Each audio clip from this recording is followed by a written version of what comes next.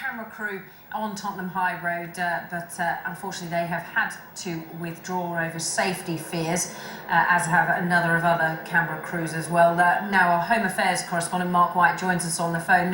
Mark, what's the latest there? Well, it's still a situation that remains very tense, very volatile.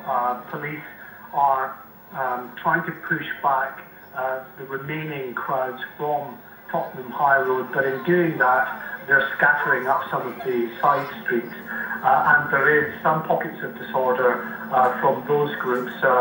We were showing some viewer-generated content, mobile phone footage from a viewer of two vans on fire, another property that looked to be ablaze at Riola Close, which is a housing estate just next to Tottenham High Road. So these are worrying pictures, an indication really of what police sources are telling me, which is that as these crowds are being pushed back, they are vandalising property, smashing windows, throwing bricks and other objects at the police as they try to disperse them. So it's certainly not a situation that has ended in any way. It continues. We don't have the level of violence that we had a few hours ago, but it is still of concern, and that's why police have activated Gold Control, the GT Control, in Lambeth in South London. That's now being manned by senior commanders as they just try to marshal all the resources into this area of North London to try to contain the violence that's there and to try to stop it spreading. Yeah, well, you talk about marshalling the resources. I mean, a phenomenal amount of resources have been dispersed to Tottenham this evening, and obviously significant fears that this violence could spread. We have been hearing reports that there have been pockets of violence that have broken out in surrounding areas. Yes, that's right. I mean, and it's not just Metropolitan Police officers now. City of London police officers have been brought in to help their colleagues from the Met deal with this. There is a significant police presence there now, which is clearly a drain on policing the capital anyway on a Saturday night through into Sunday morning, which is a busy period to police any major city anyway.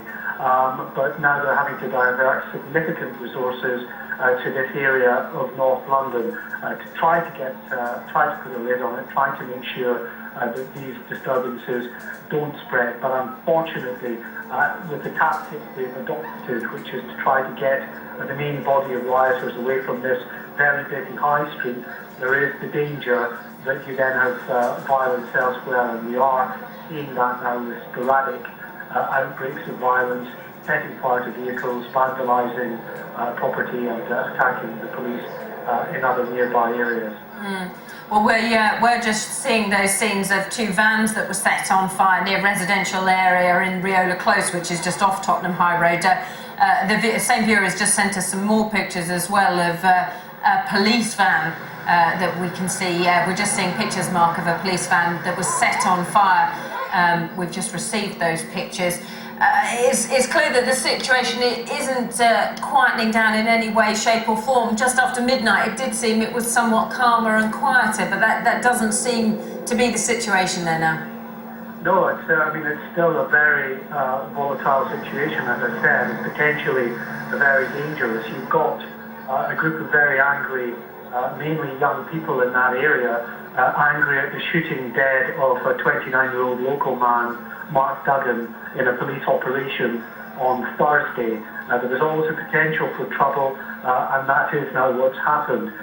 The hope is that perhaps after letting off some steam, the trouble will diminish somewhat, but it is still very tense out there. There are still pockets of violence. That police vehicle that you saw there being attacked looked like it was one of those big plastic wheelie bins that had been actually pushed up against the van itself. That's just one of a number of police vehicles which have been attacked.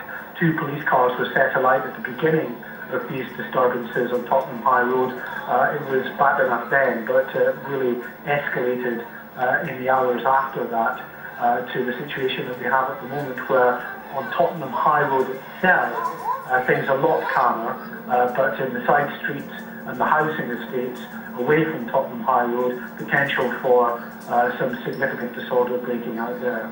And indeed, we've now had to withdraw our camera crews from the area because they were concerned for their safety after being surrounded by sort of gangs of youths, if you like. Of course, that is a huge problem within that area. The ethnic mix that is in that area is a hugely volatile situation to try and contain.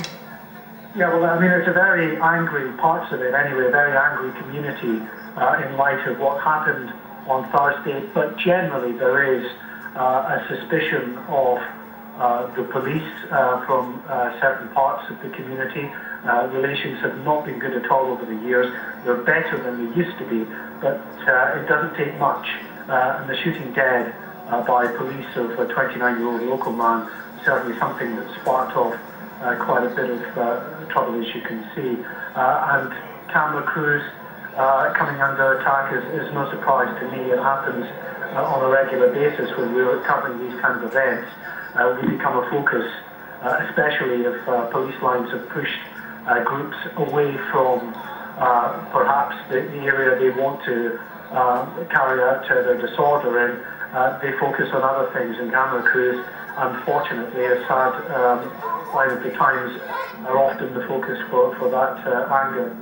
Indeed. Okay, Mark White, thanks very much for that update. Well, someone that's been warning the police that there were high tensions within the area following that shooting of Mark Duggan on Thursday evening. He has released a statement, the MP for Tottenham, David Lammy, saying the scene